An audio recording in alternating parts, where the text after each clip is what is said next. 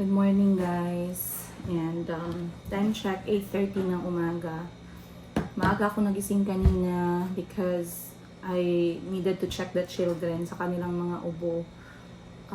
After that, chinek ko yung aking in-upload kahapon at ako talaga inulan ng batikos.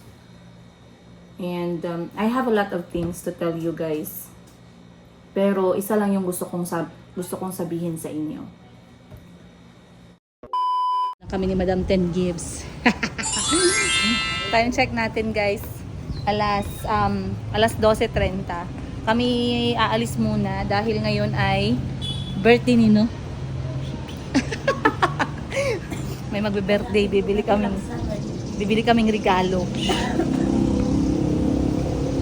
Dito tayo guys. Dito tayo sa aming tarak-tarak. Aya.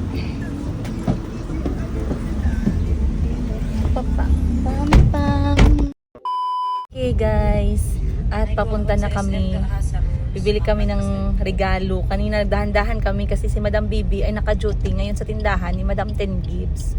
So sabi ko kay Madam Ten Gibbs, sabi niya, ano daw bibilhin ko para kay Madam Bibi na birthday. Sabi niya, cake na lang ba daw? Ayoko, gusto ko yung something magagamit niya kasi yung cake mamaya itai lang niya ng lahat. So sabi niya, anong idea mo? Sabi ko, mahilig naman siya labas-labas. So tingnan natin ano yung mga useful na gamit. So meron tayong pupuntahan na tindahan dito. Shout out sa may-ari kay Ma'am Princess. Ayan.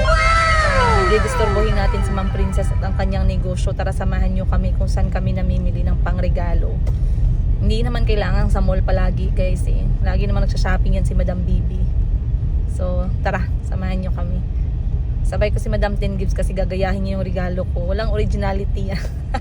Oy, lansang akin, lansang. Sabi niya, ano na lang daw yung iregalo niya, gasolina. Voucher ng gasolina. Sana araw-araw naman siya magtubil. Gasolinahan na yan siya kasi ano yan siya, employee. Dito tayo sa may tindahan ni Madam Princess. Tara guys. Sa tindahan ni Madam Princess. Hello, Mami. Asa si Ma'am Princess? Busy pagamay. Ay, si Ma'am Princess, pahag ako, Bi. Pasipsip tayo kay Pasko na baya. Baka mamaya mamigay siya ng bigas, hindi tayo kasali. Kahit kalendar sis. Hindi, bigas talaga yung akin sis. Ayoko ng kalendar. Bigas sa'yo. Si Ma'am Princess, hi! Ang may-ari ng Hime Salon na laging gumagawa ng aking buhok. So, nandito kami, maghahanap kami ng regalo. Bigyan mo kami ng magandang regalo para sa laagan. Ayan, para sa laagan. Sa mga laagan. Sa'yo gusto ninyo? Dili ako. Among tagaan is laagan. So, yes. Make something pang So, laagan. natay mga camping tent. Camping, yeah. Sige, go. Camping chair. Wait, lagyan na natin. Anong idea mo? Anong mo? Gift idea mo? Sige Gift nga. idea Number ko? 1. Number 1, Ay, guys. birthday episode na to. Start na to, ha? Sige. Number 1, guys, ang gusto kong hanapin is vibrator. Vibrator. Walang edit. Walang edit, ha? Vibrator talaga. Importante yan. Anong size? Large. Pwede put XL. Depende sa satisfaction. Okay. Oy. Sige. Number 2. Tuloy, dapat araw-araw yun kasi change oil. Dali, number 2. Number 2 is camping, kasi mahilig si Madam Bibi ng patambay-tambay sa dagat. Ganon. Something accessories, gano'n. So, something na madala nyo lang sa car. Nice. Ganon. Number 3. Last one. Number 3 is siguro gas. Cash na lang para walang hirap. Kung cash, ayoko sis, kay magasto yan siya. Ginabigay niya sa mga pamangkin niya. Marami siyang pamangkin. Sabi ko nga sa kanya, ako naman, ang regalo ko sana sa kanya, presents ko lang. Presents, walang budget. Ang ganda ito, with fun. Tapos, Ay, maganda yan. Or yung pamangkin niya, dadalhin ko sana sa kanya. Camping stove. So, hanap lang tayo dito, guys. Oh, yan. Camping stove. Mag-iikot-ikot tayo dito at maghahanap tayo ng mga pwede nating ibigay sa kanya. Maghiwalay kami ni Madam Ten Gibbs kasi gagayahin niya yung aking regalo. Right. Si Madam Bibi, for all you know guys, si Madam Bibi po ang may-ari ng Mine and Yours Ukay-Ukay Philippines. Ito po yung kanyang Facebook page. Nagbebenta po sila ng ukay-ukay na choice na o napili na choice. Yung napili na nila. So para yung mga matamad mag-ukay-ukay dyan, pwede kayong mamili sa kanilang page guys. And they send items via JNT. Pag Jensen naman, Maxim. So anyway, mahilig siyang magtambay-tambay katulad ng sinabi ni Madam Ten Gibbs. So we are looking for something portable and affordable kasi alam nyo naman ako guys, marami akong binubuhay. Dapat napakita ko lang sa kanya yung pagmamahal ko through a simple gift. So mag-iisip tayo kung ano maganda. Uy, may nakita akong maganda. I love this one. Hindi gagayahin ni Madam Ten Gibbs. So hahanap muna ako saglit and then I'll show you guys kung ano yung mapipili natin, okay? Kung sana, pwede ko lang ibigay si Mayumi sa kanya, guys. Kaso parang hindi naman fair para sa kanya, no? Okay. This is a 48 pieces picnic set. Number 1, palalayas yan si Madam si Madam Bibi. Kaso, dalawa lang sila laging lumalayas. Kaya, pero, at least ito, maliit lang. Meron na siyang mga container ng pagkain, kutsara, tinidor, tsaka baso, plato. Ayan. So, option number 1 to. Hanap tayo ng option number 2. Let's go! 2. Mirror surface hot water bottle. Yan. Patingin ako. Para siya Meron tayong option number 2. Nag-open ka? Oh, tumbler day siya. Oo. Parang meron siyang painitan. Mirror surface. Ano ibig sabihin? Mirror surface, murag mirror ni Oo. Mura siya aqua. Oh, mirror yung surface ba? Okay. Mirror surface hot water bottle. Ang hirap naman magregalo. Naka-English.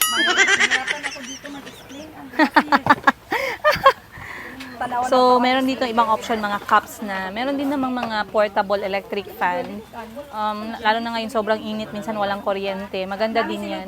Basta mga portable, perfect pang regalo, no? Ito. Ito maganda din to. Itali lang gyapon, ma'am. How about this one? Telescopic, Okay, patindog folding. niya, bangkatan o siya movie, tapos Na electric mag-electric fan sa iya. Yes. At saka foldable siya. Folding fan. Oh, social.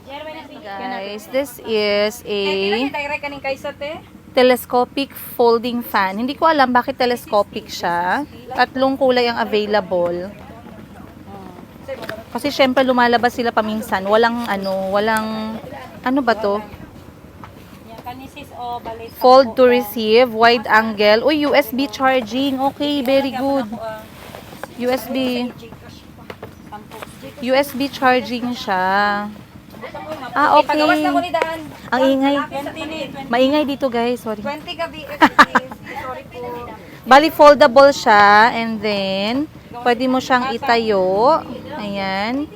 Okay. Galing Tapos battery siya and then pwede mo siyang i-charge. Okay na okay, goods.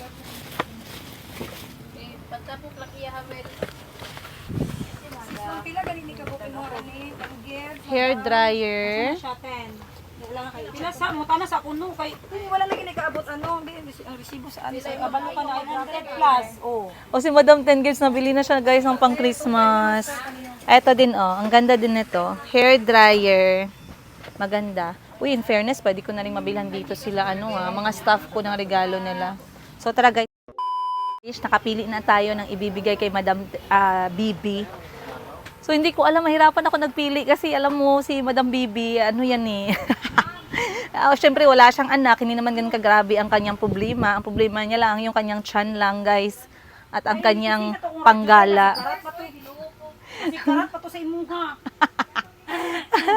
So, masaya ako sa napili ko. Mamaya, i-share ko sa inyo. Pero gusto ko siyang ibalot. So, bibili ako ng gift wrapper. Wow, ako rin. Bilang Ikaw? ako. Hindi, uy. Paper Ayusin bag. mo, ha? Ito na akin, okay, Madam Bibi. Ano mapakita? Madam Bibi, gusto mo ito? Same day edit to eh. Ito lang ito lang ma-afford ko sa'yo. Pero dalawa lang sila, 48 pieces. Alam mo na, marami sila, di ba, pag Marami tayo. No, mahilig sila magsangyup. Maraming mga condiments, Ay, di ba? oo, tama. Very good ka. Maganda yan. Lagyan mo na lang ng ribbon. Sige, ribbon mo na lang. De, ilagay ito sa malaking box. Tapos ito lang pala laman. Okay, ito na. Oh, grabe ha. May regalo pa si Madam Bibi on top of everything. Ayun. Funny gift kami mamaya. So, abangan ninyo guys. Isa-celebrate natin yung birthday ni Madam Bibi ngayon. And, makikita ninyo kung paano namin i-celebrate yung birthday ng isa naming kapatid, syempre. And then, ano bang maiprank natin sa kanya mamaya? Maghanap muna kami, guys. Kasi last time, giprank niya ako, guys. Itapunan niya ako ng ahas. Tapos itapon ko balik sa kanya. Gawa pala yun sa bato. Yung ahas, nabukol siya dito, guys. Kasi yung ahas pala na binili niya sa Shopee, mabigat. Yung makapal na mabigat. Hindi pala yung... Prank natin dapat na. Maghanap tayo ng prank, guys, mamaya. Isip muna tayo anong magandang i-prank. So, bibili tayo ng cake ni Madam Bibi. Kasi hindi kompleto yung birthday pag walang blow the cake. Paano maka-discount sa cake? Pag walang blow ng cake. So, pipili tayo. Mahilig siya sa chocolate. Dito tayo guys sa Red Ribbon kasi subok na yung lasa eh. Hindi na masisira yung mukha mo pag pumili ka ng Red Ribbon. Uy, tiramisu. Tiramisu cake. Or coffee cake. Hi! Yes, nag-vlog ko. So, dito ang dami nilang options for birthday cake, guys. Pero I think magugustuhan ng kapatid ko itong coffee cake or caramel delight. Kasi mga coffee. Ay, hindi pala siya coffee lover. Ay, tiramisu pala. Asan tiramisu? Anong tiramisu nga, gang? Tiramisu. Ano? Siya, chocolate yapon. Yes. Pero not too moist. Baby good. Ay, sige. 24 na. 26. 26. Ano na lang mo, bestseller na 100. Yan na lang, oo, tiramisu. Kasi ganyan kalaki, pero kasya na sa lahat. Kaya na lang sis. Ayan. So, nakapili na kami ni Madam 10 Gives. We are getting tiramisu meltdown cake para sa'yo. Grabe na yung pagmamahal namin sa'yo, sis, ha. Tandaan mo, ginagawa ko to dahil birthday ko next month. Bumawi ka. Birthday mo? Bumawi ko na. Ha? Birthday ko next month. So, dapat... What? Yung, nabingi. Uy, ang cute naman ito. Guys, mamon bouquet. Ito dapat yung binibigay yung sa mga babae, hindi yung bulaklak. Pero mas magaling pag cash bouquet, yung violet yung kulay. Ay, yung blue pa. Ayan. Ang ganda naman yun na idea, 150 pesos. Birthday, Georgie the Virgin. Anong isusulat sa cake? Happy birthday, Georgie the Virgin. I'm sure. Go. Parang na alam mo yung lakad ng kapatid mo, ah. Virgin the Georgie. So, yun ang ipapasulat natin sa cake. Wala na yung mga happy birthday ngayon. Luma na yan, guys. Doon tayo sa mga totoong message. Sige, bye-bye sis. Bye! Let's go. Alright. 2 things done. May regalo na tayo. Meron na tayong cake. Ang panghanda, bahala na sila. Okay na kami sa cake. Busog na kami niyan. Uuwi na kami after. So, balik na tayo sa trabaho, guys. Yan yung mga kailangan natin gawin bago ang birthday episode. And, of course, wag tayong pumunta, makikain lang at umuwi. Kailangan natin magdala ng something. Hindi, huwag lang kayo makikain at umuwi. Maghugas kayo ng plato. O hindi disposable na ang gamit ngayon, sis. Huwag ka na mag-ano ng mga hugasin.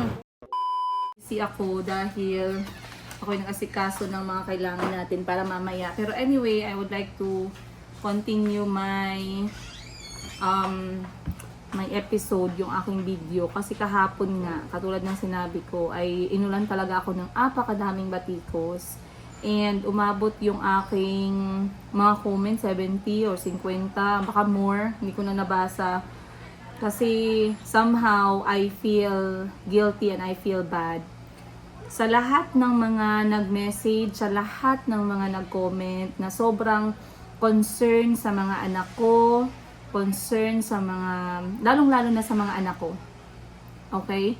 Maraming salamat po sa inyo. And I do really understand yung inyong pinanggagalingan. And I do apologize na nag-cause ako ng worry and fear para sa lahat ng mga nagmamahal sa amin at saka sa mga anak ko. It was reckless and irresponsible on my part na ipasama sila habang nagpa-practice akong magmaneho sa right side dito sa Pilipinas. Though nagmaneho kami sa loob ng subdivision at dahan-dahan lang talaga yun, guys. Nasa speed 20 lang ako. Pero accident is accident no matter what. Kahit na masubsob lang yung mga bata, bukol is bukol. So it was really unsafe.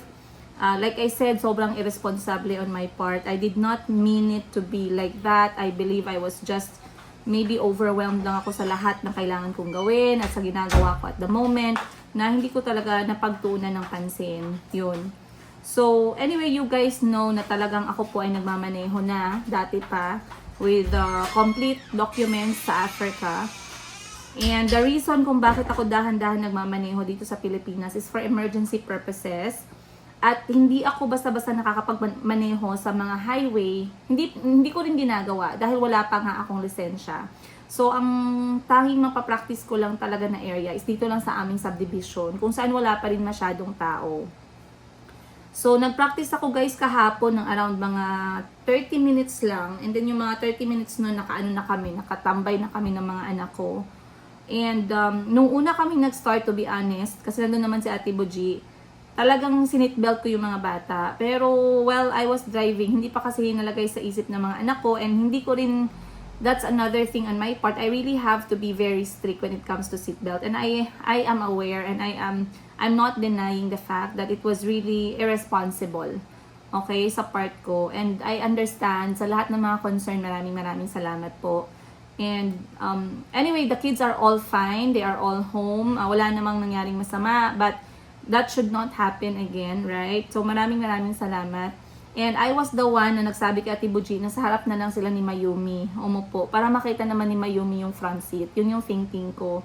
Pero I was, parang alam niyo guys, kampante ako kasi alam ko na 20 lang yung speed ko. Alam ko na nasa loob lang naman kami ng subdivision, ganun.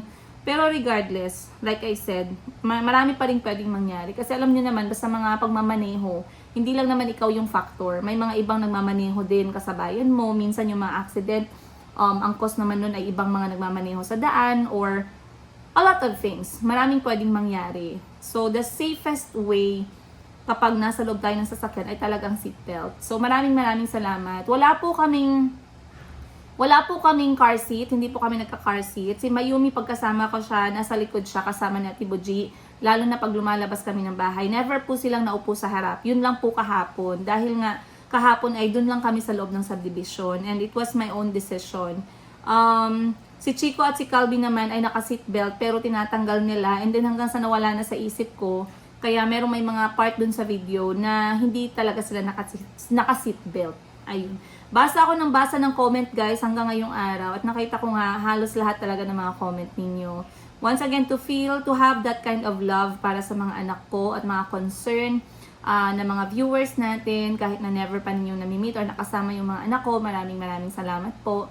And I hear you guys. It was very reckless. Very reckless sa part ko. And I apologize kung nag-worry kayo. Ayun. And I will be better when it comes to that one. So once again guys, anyway, hindi pa talaga ako din valid mag-drive sa labas. I am planning to naasikasuhin yung aking lisensya very soon para mas kampante na akong mag-drive kahit nasa labas ng highway or sa labas ng bahay kapag mga kailangang bibilhin or may mga emergency na kailangang puntahan. So hopefully, inshallah, makuha ko na rin yung aking lisensya. Ano pa ba? Yeah, today is October 14 at birthday nga ng aking kapatid. So bago mahuli ang lahat, ayan ako'y mag-greet muna ng happy birthday. Kasi ito ang episode na to ay para sa kanya. Pero mamaya magagawa ako ng another kwento natin. Kasi syempre, the celebration itself is another story. So tingnan natin paano ba talaga at kung magkano ba yung binudget niya sa birthday party niya. Kasi mga kapatid ko guys, since magkakatrabaho lang sila lahat, normally yung mga staff sa business ni Madam Ten Gives ay mismong bisita na rin sa party or sa magiging party sa birthday ng mga kapatid ko. Kaya tanungin ko siya mamaya kung bakit niya napili itong idea ng ganitong klaseng birthday party, magkano yung nagastos niya, kasi maganda din to maganda din to siyang way na gawin ninyo just in case nagsawa na kayo sa pagpapahanda or catering. This is also a good way na mai-celebrate ninyo yung inyong birthday party. Ako kasi guys, hindi talaga ako celebrate yung malaking celebration ever since. Hindi naman sa ayokong gumastos, pero it's not something that makes me happy on the day of my birthday. For me, I don't have any problem na magpakain or mag-celebrate kasamang ibang tao. I just want my special or my birthday as like a quiet, para siyang quiet and intimate na celebration. Para siyang intimate Thanksgiving. Yun lagi yung gusto ko. And as the more or the simpler it is, the better for me. Na-try ko na kasi magkaroon ng mga kainan na maramihan, pero hindi satisfied yung puso ko. Mas satisfied yung puso ko na tahimik lang, and I have that time na maging grateful and to reflect on the things that happened for the past 1 year and to pray for the next year. And then that's all. Satisfied na ako dun. Hindi talaga ako mahilig sa party. Pero yung mga kapatid ko, mahilig sila. Lalong-lalo na si Madam Ten Gibbs. Mahilig siya mag-host. Ayan. Si Madam Sheena naman, hindi rin kaanong mahilig mag-host. Mga very intimate lang din. Si Madam Bibi, since nagtatrabaho siya with Madam Ten Gibbs, and Madam Ten Gibbs believes in celebration with other people, inviting people. So, ganun ang mangyayari. But once again, it's gonna be a unique celebration, you guys. I hope you are going to celebrate with us. Samahan nyo kami na i-celebrate itong aking kapatid na hindi man kami ganun ka-close. Ayan, kasi hindi kami masyadong nagkasama eh. Bata pa siya pag-alis ko papuntang abroad, and then ngayon pa lang kami nagka-catch up na umuwi na ako ng Pilipinas. But she's not very different sa aming magkakapatid. She is also mukhang pera, huwag kayong mag-alala. Namana ngayon kay Madam Ten Gibbs, wala nang iba. Hindi yan siya madamot, lalong-lalo na sa mga pamangkin niya. Madali lang din niyang kausap, basta wag lang Sunday. Kasi pag Sunday guys, tulog time niya talaga yan. At wala siyang pakialam kahit alas 2 ng umaga, ang nang hapon pa siya gumising. So may mga rules and regulations, pero mabait din yung bunso naming babae, ka-anim namin siya. So once again, para hindi kayo malito guys, 8 po kaming magkakapatid. Buhay pa yung nanay namin, wala na po yung tatay namin. Namatay yung tatay namin when I was 18 years old due to vehicular accident and parang dead on arrival. Hindi naman, na-comatose pa, and then na dead yung aking tatay sa hospital. Ayan, may his soul rest in peace. At binabantayan kami ng aming tatay palagi. Alam niya na kailangan namin ng guidance niya. Anyway, 8 kami magkakapatid. Ang first is si Madam Sheena, the owner of Sheena Bangkok Wardrobe and Passion and Charms, Bangkok, Philippines. Next is Madam Tets, yung aming nag-iisang teacher currently. Ayan, nagtuturo sa isang public school. Yan po yung passion niya talaga. Sinunod niya yung passion niya. Number 3 is ako po. Ako yung ikatatlo. And currently seller, business owner, nagva-vlog, nanay, hands-on nanay, kaibigan, kapatid, ganyan, kaaway, ganun lang ako. Ika-4 is si Boss Jean, which is the owner of Lucky 8 Hardware. Ayan, Lucky 8 Hardware naman. At meron na siyang bilyaran business.